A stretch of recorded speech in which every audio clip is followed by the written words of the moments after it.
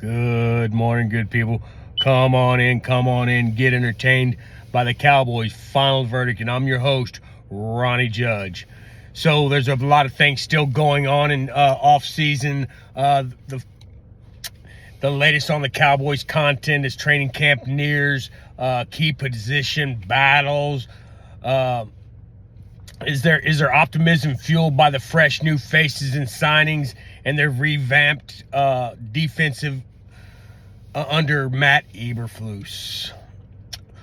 What's trending? The defensive coordinator is definitely trending up. Matt Eberflus is the linebacker whisper has been said, and he's got some guys that he can really work with. Hopefully, mold them into players like he did with Sean Lee.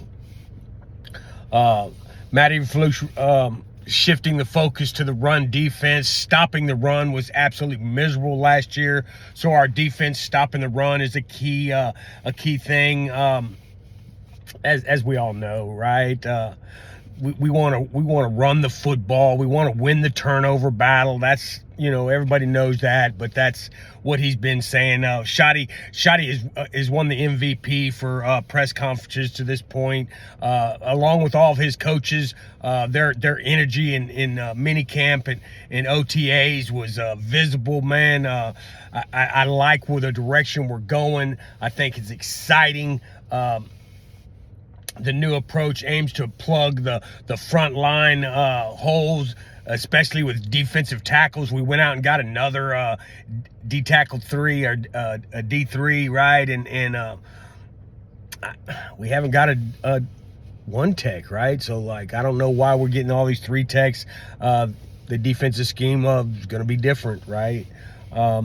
The veteran cornerback depth boost. The Dallas signed Robert Rochelle, an ex-Ram, to provide insurance to the depleted secondary. With the injuries to Deron Bland, we don't know when he's going to come back. It's been reported he might be back the first week. That would be exciting. I don't want to rush the kid back. I want him to come back full speed and fully healthy and hopefully be a tackling machine and not just a cover guy. Like, we need our cornerbacks to be physical. We need our quarterbacks to tackle. Deron Bland is like Primetime. Primetime says, I get interceptions. It's what I do. But he didn't tackle, and he was never known for tackling. So if you go out and continue to get interceptions, man, and you get burned once or twice, then, we can live with the good and the bad, right? Good versus evil. But, our cornerbacks need to be tacklers, in my opinion. We have the rookie Ravel is still nursing injury. We drafted him. He slid to us because of his injury, I believe, because he is an outstanding athlete, right? Michael Parsons' contract's on the horizon. It's been talked about. Jerry Jones was on the field and talked to Michael Parsons. But Myles Garrett was publicly defended Parsons with the recently reported massive 5-year, $210+ million contract in the works, right? The highest paid non-quarterback in the National Football League in history. The details are not out yet. Hopefully it's not a distraction, and like our previous contract talks, all of them were distractions, right? Like CeeDee Lamb, Dak Prescott. We know we're going to do these things. Just get them done. Like, for crying out loud, we do not need distractions with what we're building this year, with what we have started. We do not need any distractions whatsoever. I have no idea why Jerry Jones does contracts the way he does. He's a businessman. I don't know. But the position battle's coming up in training camp. Training camp's the end of July. There'll be player breakdowns and stuff like that. I don't do that. I don't break players down. I don't analyze film. I do watch a lot of film. I do watch a lot of players. I'm just not analytical like some of the guys that I look up to in that area.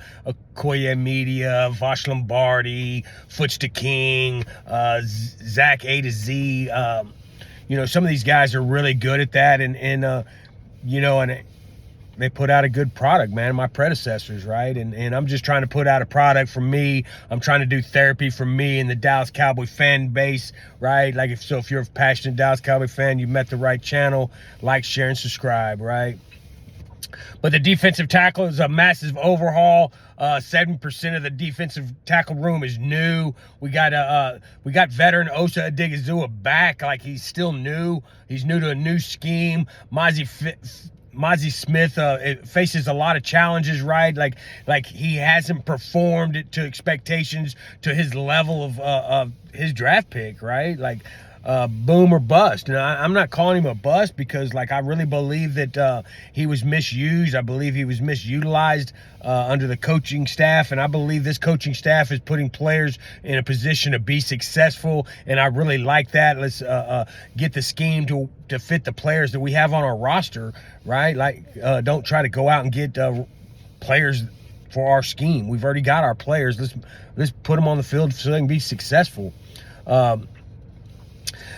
Fixing the challenges such as Solomon Thomas, the rookie Jay Tua, and Tommy Akinbasoda. Man, these names are tough. I'm just a country boy, right? But look, these young guys. Jay Tua is a massive man, plugging the center of the field. I believe he's a one tech. I believe he may be the only one tech we got on our team. Oh no, Mozzie.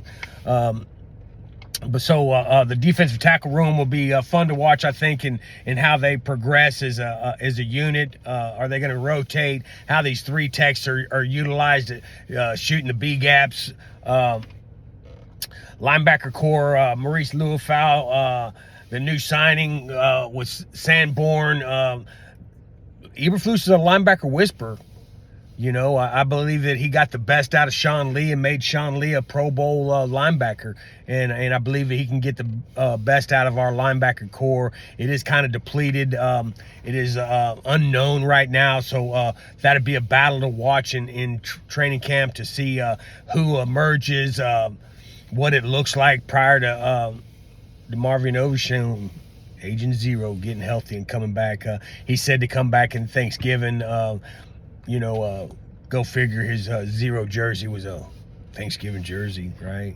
Like I called it. I got a video called that. But anyway, the linebacker rotation, the running back rotation should be an interesting battle to watch with Javon Williams, Miles Sanders, new additions, along with the speedster rookie Jadon Blue from Texas. Man, like I was excited about that pick. If we can unlock him, get his pass catching in the flat, right? Like put him on some wheel routes, right? Like that speed is undeniable, man, and speed kills in the National Football League. Phil Maffa, late round, 7th round pick, but he was a 7th round pick because this draft class and running backs in this draft class was absolutely phenomenal, very, very deep, and so Maffa I don't think is a 7th round talent, but we got him in the 7th round because there was so much other talent, right? So I believe Phil Maffa is a bowling ball. I believe he lowers his head and finishes runs. I believe that he's going to be a good addition, late round developmental running back, and see where he can get on the field and how he can add to our running back rotation. Deuce Vaughn's still on the roster. I think it's a long shot for Deuce Vaughn to make this team. I think Deuce Vaughn has had his chances, but there is the fact that Connor Riley coached him in college, right? And Connor Riley unlocked his, 1,400 yards a year. So if anybody can unlock Deuce Vaughn's talent and use him effectively, it'd be Connor O'Reilly because he's already done it, right? So the running back room is going to be fun to watch. And Jadon Blue is stealing the headlines, the revamped carries of former first-round picks, Sanders and Williams. The headlines are all about like these first-round talents that went to these teams that we acquired them from, and they had less than stellar years. Their performance was very low. Their coaching scheme maybe didn't fit them well. Sometimes a new scenery, a new scheme, a new set of eyes can unlock their potential. Contract years, tend to make things happen too. These kids are coming up on contract years, and that's when they ball, right? Like, hey, when you want to make some money, you show your best, right? So, like, Dallas Cowboys got some of these players at the absolute perfect time where they're going to be balling so that they can add to their pocketbook. GP3 is one of them, man. I am still excited about GP3's addition, a true dynamic duo on the Dallas Cowboys, two true number one wide receivers, right, that can do it all, body control, understand how to use the sidelines, understand to catch radius, understand quarterback help, understand routes. Them wide receivers going to be fun to watch, right? It's been said that GP3 was uncoverable, right? When we had some guys that were able to get some picks during a mini camp, right? Like long, lengthy cornerback. I forget his name, but I got a video on it. Tyler Guyton, I think he's showing promise, and he's poised to take that second-year leap with the new coaching staff. He's added some weight, gave him that NFL peanut butter, as Voch Lombardi says all the time. Get that boy some peanut butter, right? Mozzie Smith has been in the weight room. I think he's learning and accepting the criticism, and he's got a chip on his shoulder. I think he's got something to prove. So I think Mozzie Smith's going to be fun to watch. I think that Tyler Guyton's going to be fun to watch. Training camp, I believe Deuce Vaughn, because Deuce Vaughn was a training camp wizard last year, right? I think he's going to be fun to watch in training camp. Will he make the team? I don't know. I really have Deuce Vaughn as a long shot for making the team. But let me know what you think in the comments. Like, share, and subscribe. This is absolutely not possible without you. And that's been the Cowboys Final Verdict with your host, Ronnie Judge. You don't know what anybody's been going through, so be kind, be nice. Peace and love. Like, share, and subscribe.